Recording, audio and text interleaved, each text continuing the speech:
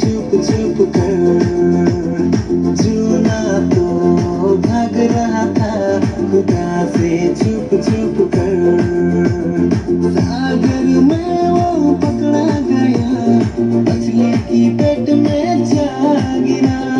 सागर में वो पकड़ा गया मछली की पेट में जा गिरा।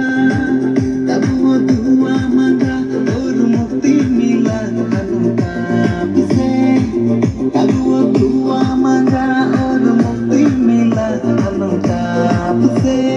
जूना तो भाग रहा था खुदा से छुप छुप कर।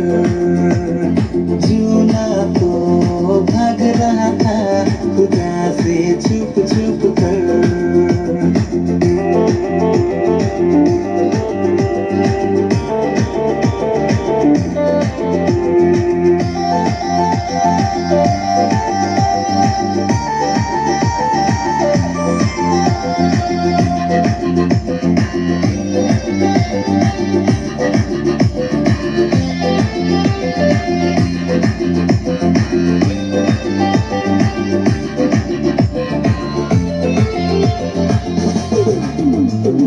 जहाज में वो पकड़ा गया मछली के पेट में जा गिरा।